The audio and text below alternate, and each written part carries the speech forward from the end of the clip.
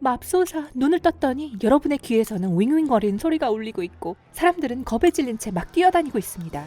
깨진 접시들은 사방에 흩어져 있고 바닥에서는 쿵쿵거리는 소리가 나네요. 잠깐! 누군가가 여러분에게 소리칩니다. 배가 가라앉고 있어요. 일어나세요. 그리고 여러분은 기억이 나기 시작합니다. 18시간 전, 1년 내내 이 순간만을 기다려왔습니다. 드디어 휴가예요. 여러분은 여행 가방에 필요한 모든 것, 하와이안 셔츠, 반바지, 조리, 선블럭, 그리고 책 몇 권을 챙깁니다. 이제 공항에 갈 시간이에요. 비행기를 탑승한 지 4시간 후 여러분은 태평양 연안에 도착합니다.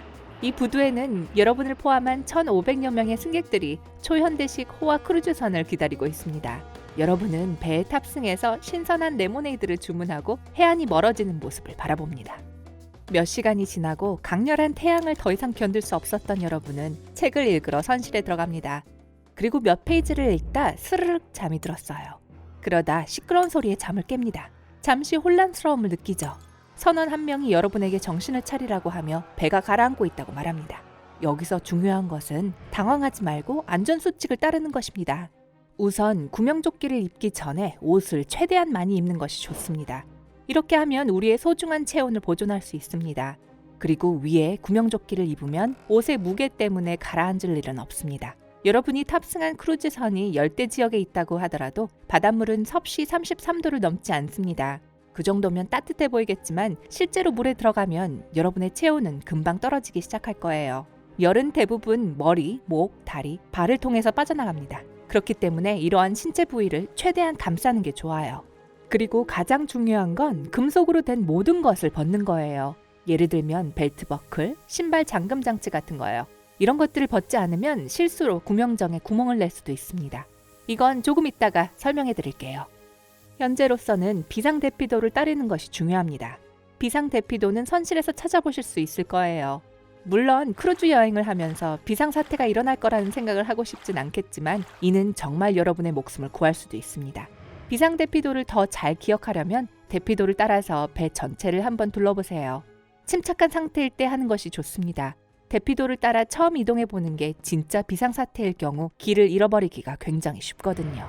비상대피도를 미리 보지 않았는데 지금 보기에는 너무 무섭다면 구명정이 있는 상가판으로 올라가도록 해보세요.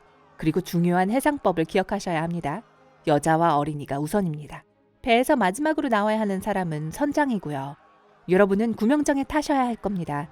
구명정에 탈 때는 가능한 부풀어 오르게 되어 있는 가장자리로 뛰되 옆으로 누워서 하세요.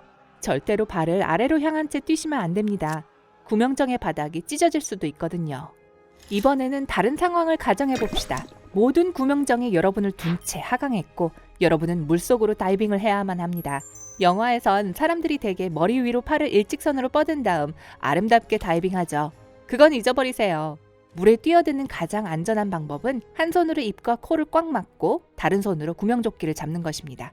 그리고 무릎을 굽힌 다음 최대한 멀리 뛰면서 발부터 떨어지세요. 준비되셨나요? 하나, 둘, 잠깐만요. 뛰기 전에 혹시 다른 사람의 머리 위로 뛰는 건 아닌지 아래를 확인해 주세요. 좋습니다. 그럼 뛰세요. 이제 물속에 들어왔으면 배에서 최대한 멀리 헤엄치세요. 누군가가 아래를 내려다보지 않고 여러분 바로 위로 뛰어내릴 수도 있기 때문이죠. 그리고 거대한 배가 가라앉을 때는 여러분을 물속으로 끌어들이는 거대한 깔때기 효과도 발생합니다. 그러니 배에서 100m 이상 떨어지기 전까진 계속 헤엄치세요. 그리고 구명정을 찾아서 그쪽으로 헤엄쳐 가세요. 주변에 구명정이 없을 경우엔 최대한 체력을 아끼면서 가만히 있는 것이 좋습니다. 여기서 이상적인 건 태아 자세로 몸을 웅크리는 거예요. 무릎을 가슴으로 끌어당긴 다음 팔을 무릎으로 감싸세요. 구명조끼가 여러분을 가라앉지 않게 해줄 테니 괜찮습니다. 그리고 몸을 웅크린 자세는 여러분의 온기를 더 오래 보존해 줄 거예요. 만약을 위해 물속에서 숨을 참는 대비를 하는 것도 중요합니다. 자, 그럼 이번엔 여러분이 더 안 좋은 상황에 있다고 가정해 봅시다. 여러분은 물이 빠르게 차오르는 배 안에 있고 상가판으로 올라가려면 긴 복도를 헤엄쳐야 해요. 우선 당황하면 산소가 많이 부족해지기 때문에 침착하시는 편이 좋습니다. 그리고 아직은 구명조끼를 착용하지 마세요. 잠수를 해야 하는데 구명조끼를 입으면 물에 떠버리게 될 테니까요. 자, 잠수를 하기 전 먼저 폐 스트레칭을 해볼까요? 편안한 자세를 취한 다음 1분 동안 차분하게 호흡을 하고 불편한 느낌이 들기 전까지 숨을 참아주세요. 그리고 다시 1분 동안 호흡을 합니다. 숨은 최대한 깊게 들이쉬세요. 이걸 3번 반복합니다. 네, 저도 알아요. 우리 배는 가라앉고 있고 시간도 얼마 없죠. 하지만 이 몇 분이 결국에는 여러분의 목숨을 구하게 될 수도 있어요. 여러분이 아직 침착함을 유지하고 있다면 1분 대신 20초만 해보세요. 이제는 여러분의 폐가 튼튼해졌으니 잠수를 하셔도 됩니다. 헤엄을 칠 때는 최대한 수면에 가깝게 하도록 하세요. 더 깊이 잠수할수록 숨을 참기가 어려워집니다. 헤엄치기 2-3시간 전부터 공복 상태를 유지했다면 더 수월할 거예요. 음식을 소화시키는 데는 산소가 소모되거든요. 네, 이런 일이 있을 거라고 예상한 사람은 아무도 없겠죠. 하지만 배를 타고 여행 중일 때는 항상 적게 먹는 편이 좋습니다. 하루에만 뷔페가 8번 제공되는데 그게 퍽이나 가능하겠네요. 자, 여러분은 상가판에 무사히 도착했고 구명조끼를 입은 다음 물속으로 뛰어들었습니다. 그리고 구명정 쪽으로 헤엄을 치거나 체력을 아끼면서 구조대가 오기를 기다리고 있죠.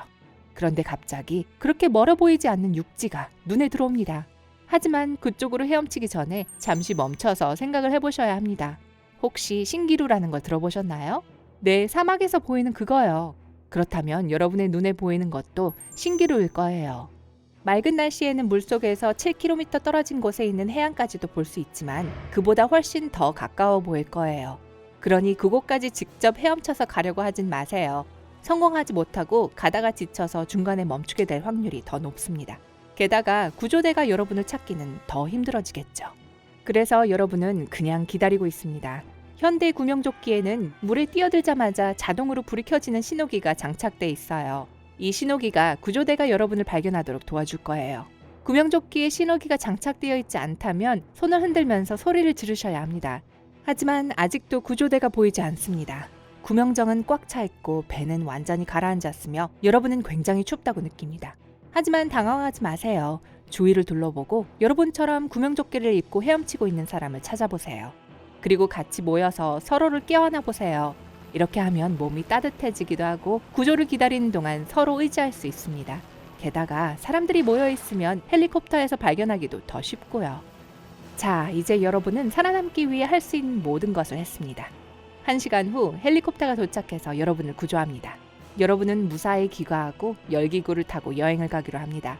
하지만 이건 또 별개의 이야기죠. 아, 그나저나 구조를 기다리는 동안 상어들이 여러분을 잡아먹으려 하는 부분을 기다리고 계셨나요?